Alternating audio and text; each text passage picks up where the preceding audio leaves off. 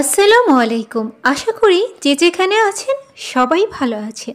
সবাইকে স্বাগতম জানাচ্ছি নতুন আরেকটি রেসিপি দেখার জন্য। Welcome to my Siddika's kitchen channel.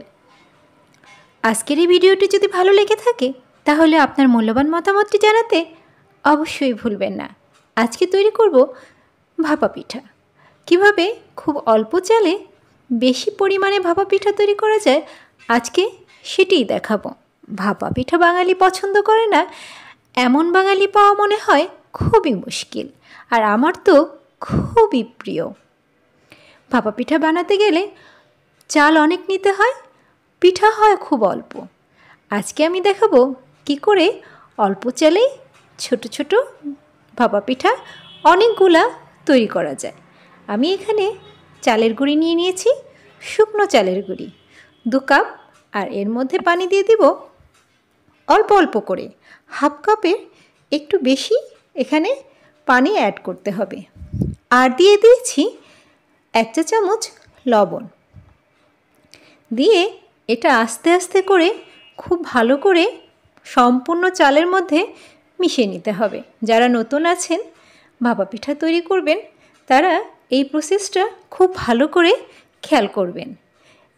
এই প্রসেসটা খুব ভালো করে না করলে ভাপা পিঠাটা অনেক সময় পারফেক্টলি সেদ্ধ হতে চায় না, চালটা অনেক সময় কাঁচা থেকে যায়। পানির পরিমাণটা ঠিক রাখা খুবই জরুরি। আমি চালের গুঁড়িটা পানি দিয়ে ভালো করে মিক্স করে নিয়েছি। অনেকক্ষণ ধরে চালের গুঁড়ি আর পানিটা মিশিয়ে নিয়েছি। সেটা একটা ছোট চালনি দিয়ে, যে চালনি ছিদ্রগুলো বেশ ছোট ছোট, এরকম একটা চালনি দিয়ে চেলে নিয়েছি। এখন আর কি কাজ, ভাপা পিঠা তৈরি করব। প্রথমে আমি চায়ের কাপে পিঠাগুলো সাজিয়ে দিলাম। এভাবে কয়েকটা পিঠা বানিয়ে নিলাম। এভাবে বানালে চায়ের কাপ বড় হলে পিঠাগুলো বড় হয়ে যাবে। আমি খুব ছোট ছোট কাপ নিয়েছিলাম। দেখুন চায়ের কাপে পিঠাগুলো তৈরি হয়ে গেল। এখন আমি ছোট যে কাগজের কাপগুলো আছে সেগুলো মাঝখান থেকে কেটে আরও ছোট করে নিলাম। এর মধ্যে প্রথমে চালের গুঁড়ি দিলাম, তারপরে গুড় আর নারকেল দিয়ে উপরে চালের গুঁড়ি দিয়ে হালকা হাতে একটু একটু করে চেপে দিলাম। দেখুন আমি কেটে দেখালাম কিভাবে এটা ছোট করে নিতে হবে। এখন একটা হাঁড়িতে চালনি কিংবা এরকম একটা হাঁড়ি নিলেও হবে, চালনি দিয়ে দিলেও হবে। এর উপরে একটা কাপড় বসিয়ে আমি পিঠাগুলো এর উপর বসিয়ে দিলাম। এই কাগজের কাপগুলো থেকে পিঠাগুলো খুব সুন্দর বসে যায়, একটুও ভাঙে না। দেখুন পিঠাগুলো আমার একদম তৈরি হয়ে গেছে। খুব ছোট ছোট এই পিঠাগুলো অল্প চালে অনেকগুলো পিঠে তৈরি হয়ে যাবে।